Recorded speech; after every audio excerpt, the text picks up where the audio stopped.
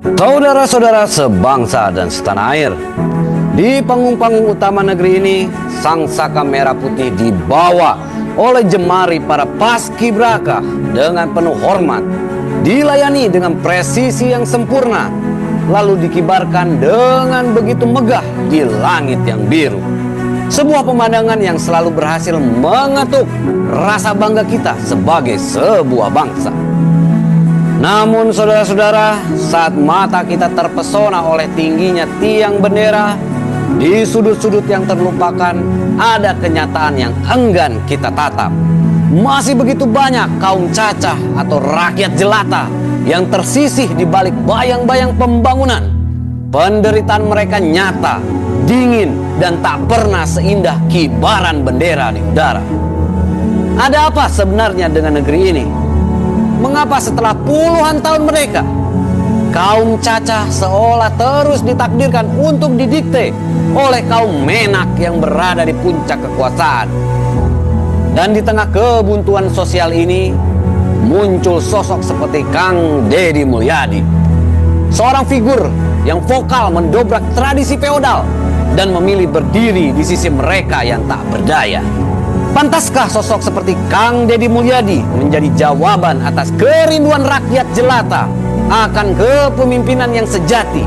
Ataukah ini sekedar babak baru dari permainan politik yang sama? Mari kita bedah bersama.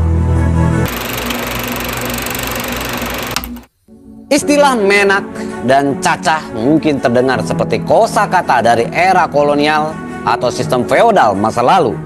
Namun jika kita melihat lebih dalam pada dinamika sosial hari ini, pola itu tidak benar-benar hilang. Ia hanya berganti pakaian.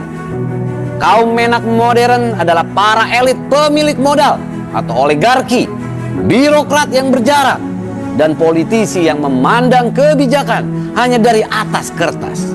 Di sisi lain, kaum cacah adalah jutaan rakyat jelata, buruh tani yang tanahnya tergerus, pedagang kecil yang tergeser regulasi, dan keluarga-keluarga di pinggiran kota yang harus memilih antara membeli beras atau membayar listrik. Mereka jarang diundang dalam perumusan kebijakan. Suara mereka baru terdengar berharga setiap 5 tahun sekali. Itu pun hanya di dalam kotak suara, sebelum akhirnya didikte kembali oleh aturan yang tidak memihak mereka. Inilah ironi terbesar bangsa ini.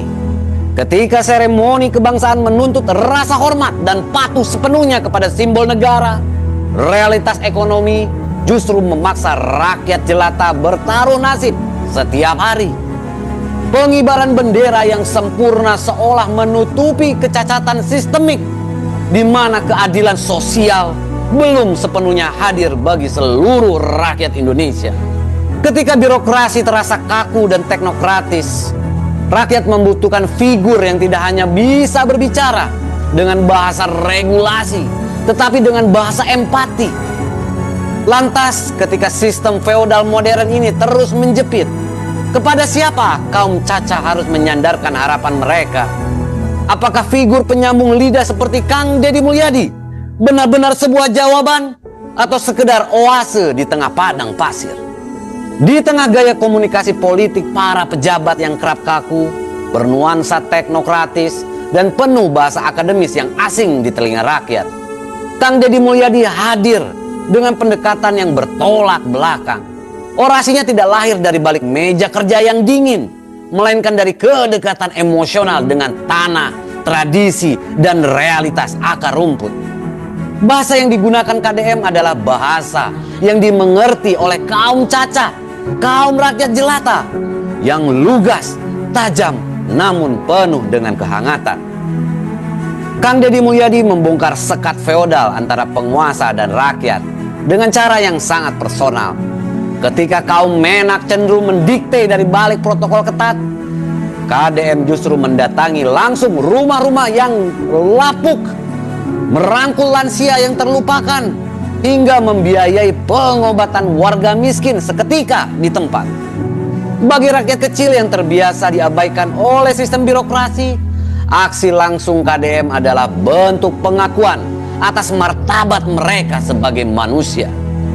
Keunggulan Kang Deddy Mulyadi bukan sekedar pada kepiawaian membagi bantuan, melainkan kebiasaannya menentang logika para aparatur daerah yang pasif.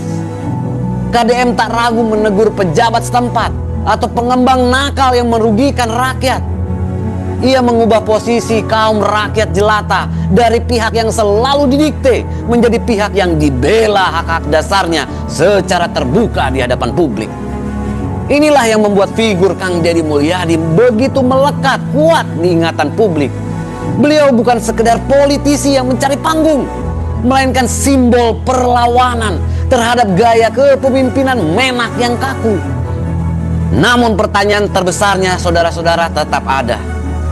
Apakah gaya kepemimpinan yang berpusat pada satu figur seperti ini benar-benar mampu merobohkan tembok kemiskinan yang sudah mengakar secara nasional? Aksi nyata Kang Deddy Mulyadi di lapangan memang memberikan jawaban instan bagi warga yang membutuhkan. Namun saudara-saudara, dalam kacamata kebijakan publik, kita harus bertanya secara kritis.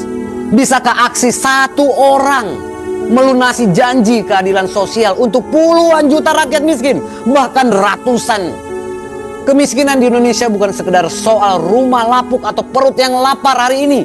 Ia adalah produk dari kebijakan anggaran, akses pendidikan yang timpang, dan regulasi pasar yang seringkali memihak oligarki atau pemilik modal. Tantangan terbesar dari gaya kepemimpinan populistik seperti KDM adalah resiko jebakan ketergantungan. Ketika solusi selalu hadir karena kehadiran seorang figur, sistem lembaga justru seringkali tetap kaku dan tidak belajar. Jika Kang Deddy Mulyadi tidak berada di lokasi, apakah birokrasi lokal akan tetap melayani kaum rakyat jelata dengan semangat yang sama? Tanpa reformasi sistemik yang melembaga, keadilan hanya menjadi panggung sesaat, bukan hak yang dijamin secara permanen.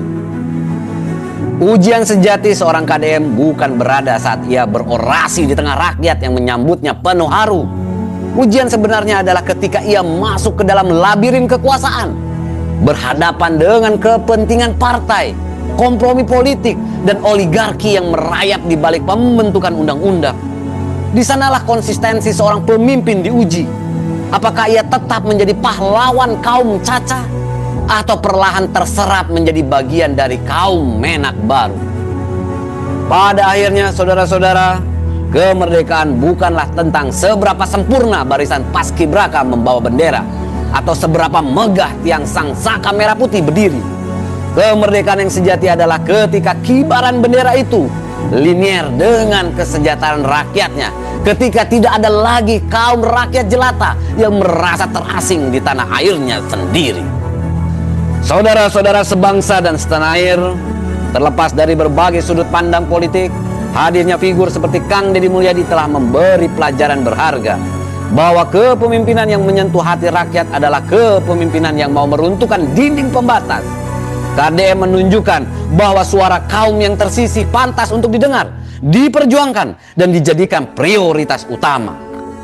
Kini bola berada di tangan kita sebagai masyarakat yang teredukasi. Apakah kita akan tetap membiarkan sistem feodal mendikte masa depan bangsa, atau kita siap mengawal perubahan demi keadilan sosial yang sesungguhnya? Bagaimana pandangan Anda?